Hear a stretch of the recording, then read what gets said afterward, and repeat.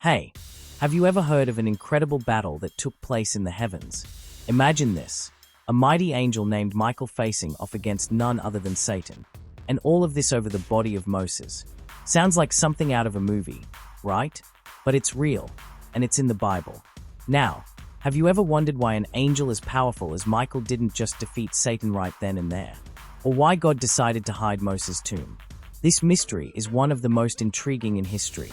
So, join me on this journey of discovery, because what you're about to learn might just change the way you see faith and history.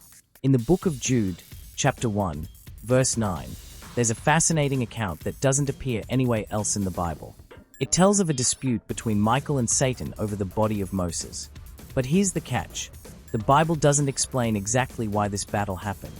This has left many scholars puzzled. Where did Jude get this information from? Some believe it was passed down through tradition, but the truth is, we don't know for sure. One possible explanation is that Satan wanted to turn Moses' tomb into a place of worship, leading people into idolatry.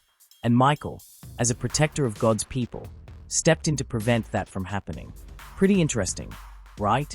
This wasn't the only time Michael appeared as a mighty spiritual warrior. In the books of Daniel and Revelation, he is portrayed as a celestial leader, fighting against the forces of evil and protecting God's people. Now, back to Moses. His life was already remarkable, but even his death was shrouded in mystery. He lived to 120 years old, but was still strong. He climbed to the top of a mountain alone to see the promised land, but God had already told him he wouldn't be allowed to enter. Then, something incredible happened. God himself buried Moses. Yes, he is the only person in the Bible whose burial was carried out by God, and no one has ever found his tomb. When you think about it, it makes sense. If the people knew where he was buried, they might have turned his grave into a place of idol worship. God wanted to prevent that, and this decision was so important that it even led to a heavenly battle between Michael and Satan. But here's the most amazing part. Despite all his power, Michael didn't try to handle the situation on his own. He simply said, "The Lord rebuke you, Satan." This teaches us a powerful lesson. No matter how strong we are, we must always trust in God's power, because he is the one in control of everything. And this battle between good and evil is still happening today.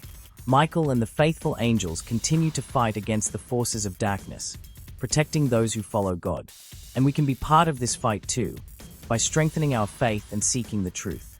If you loved this mystery and want to uncover more hidden secrets of the Bible, you know what to do. Subscribe to the channel, turn on notifications, and drop a comment below. What other mysteries would you like us to explore? Let's embark on this journey of faith and knowledge together. Get ready to uncover one of the most fascinating mysteries in the Bible. Have you ever imagined a powerful angel like Michael going head-to-head with none other than Satan? And all of this over Moses' body. Sounds like something straight out of a movie, right? But this is a real story recorded in the scriptures. Now, think about it. Why did God hide Moses' tomb? And why didn't Michael, with all his heavenly strength, just defeat Satan on the spot? This is one of the Bible's greatest mysteries, and today, you're going to find out what it means for us. Open book, a celestial battle that few people know about.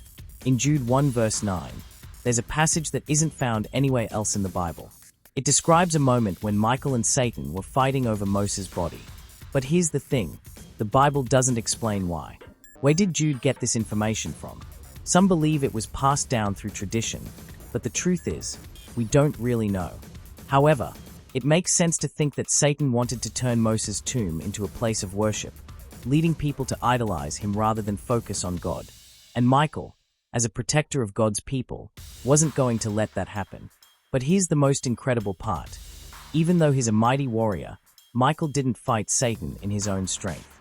Instead, he simply said, "The Lord rebuke you." That teaches us an important lesson. No matter how strong we think we are, our true power comes from God. The mysterious death of Moses. Speaking of Moses, did you know that he's the only person in the Bible buried by God himself? He lived to be 120 years old, but he was still as strong as ever. Before he died, God allowed him to climb Mount Nebo, almost 1 kilometer high, to see the promised land. Imagine that, a 120-year-old man climbing a mountain and reaching the top with no help. Absolutely incredible, right? But despite everything, He wasn't allowed to enter the promised land because of a mistake he made. And after his death, no one ever found his tomb. God kept it hidden, and for a very good reason. This story still matters today. This battle between good and evil is still happening today. Michael and the faithful angels continue to fight against the forces of darkness, protecting those who choose to follow God. And us, we can be part of this battle too, by strengthening our faith and seeking the truth. If you found this story fascinating and want to uncover more Bible mysteries, hit that subscribe button, turn on notifications, and drop a comment. What other mysteries do you want to explore? Let's go on this journey of faith and discovery together. Moses knew his time was coming. God had already told him, and he had chosen Joshua to take his place. For the first time in 40 years, the heavy burden of leading the nation was lifted from Moses' shoulders. He climbed each step of the mountain with a lighter heart, knowing that at any moment, he would take his last breath. As he looked out one final time at the promised land, a place he had longed to step foot in but never would, he knew his journey was ending. And then, it happened. God called him home. Moses took his last breath and passed away, just as the Lord had said. He died alone, but in peace. His death is recorded in the last 6 verses of Deuteronomy 34. Death has a way of putting things into perspective, doesn't it? Imagine living to 120 years old without needing glasses or a walking stick. Moses never sat in a rocking chair rubbing ointment on his aching joints. He was strong till the very end. The Israelites mourned him deeply. They grieved for an entire month before moving on. And then came his burial. But here's something extraordinary. God himself buried Moses. Did you know that? Deuteronomy 34 verse 6 tells us, "And he buried him in a valley in the land of Moab, opposite Beth-peor. But no one knows where his grave is to this day." Why did God hide Moses' tomb? Because if people knew where it was, they would have turned it into a shrine. Imagine it today. Crowds climbing Mount Nebo, selling popcorn and souvenirs, setting up tours, maybe even a cable car to Moses' tomb. So God kept it hidden. It was such an important matter that it even led to a heavenly battle. Even though Michael is an archangel, the one God will use to cast Satan out of heaven, he didn't dare bring accusations against the ruler of demons. Instead, he left it to God to rebuke him. In Revelation 12 verses 7 to 9, we read, "Then war broke out in heaven. Michael and his angels fought against the dragon, and the dragon and his angels fought back. But they were not strong enough, and they lost their place in heaven. The great dragon was hurled down, that ancient serpent called the devil, or Satan, who leads the whole world astray. He was thrown down to the earth, and his angels with him." Throughout the Bible, in Daniel, Jude, and Revelation, Michael is depicted as a warrior angel. The term archangel means chief angel, the highest rank. Most angels in the Bible are messengers, but Michael is always shown as one who fights, defends, and battles against darkness. Michael is the name of this archangel, which leads us to ask, who is like God? The prophet Daniel introduces him to us. Michael refused to pass judgment arrogantly.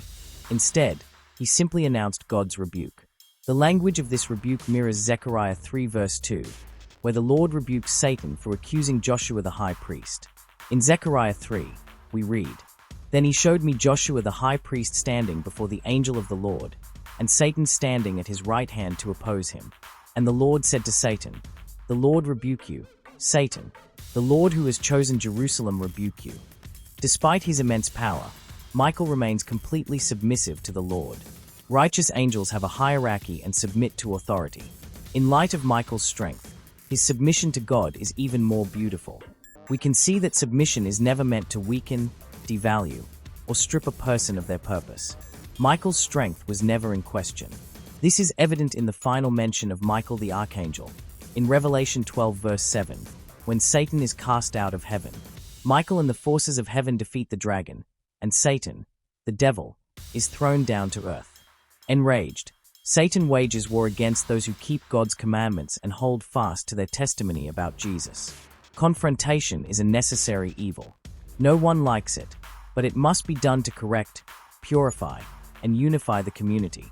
It's not pleasant, but it's essential. Even Michael the archangel didn't fight the enemy by his own authority. He spoke in the name of the Lord. Michael held his position with reverence, while Lucifer, who was created as the highest of all creatures, rebelled. This is a lesson both you and I need to learn. Many Christians still need to understand how to bow, even before God himself. You and I, my friend, are created beings. He is the creator. What right do we have to question anything he does? Don't get me wrong, we all struggle with doubts. But we must remember that God is not just the creator. He is also the redeemer. He is the one who cares for us. But our God is also exalted, holy, and righteous. He never makes mistakes. Everything he does is just and right. So, you and I can trust him. But do we really? Do we acknowledge his authority? Do we value his presence? When the time comes for judgment, the Lord Jesus Christ will say, "You called me Lord, Lord, but you did not do what I commanded." Each of you went your own way and did what was right in your own eyes. This is human nature. So, what about you? What example are you following? Michael the archangel, the guardian of the heavenly battle. As we reflect on the stories of Michael, Moses, and the spiritual battles, we understand that these accounts are not just echoes of the past. They are guides for our own journeys, moments of struggle, challenges, and unwavering faith. But there's more we need to understand. The spiritual battle has not ended. It continues around us, invisible, yet real. Just as Michael led the heavenly armies against the forces of darkness, each of us faces our own conflicts, doubts, temptations, and trials that test our faith. The sword of truth and the call to courage. Michael is a symbol of strength, justice, and faithfulness to God. He reminds us that we are not alone, that a war is happening beyond what our eyes can see, but victory has already been decreed by the Creator. The question is, whose side are you on? God has called us to be warriors of light, to wield the sword of truth, the armor of faith, and prayer as our shield. Are you ready to fight? Every decision we make shapes our eternity. Every choice brings us closer or farther from divine purpose. Just as Michael did not hesitate before the enemy, we too must stand firm, trusting in God's power and justice. The final call, the revealed truth.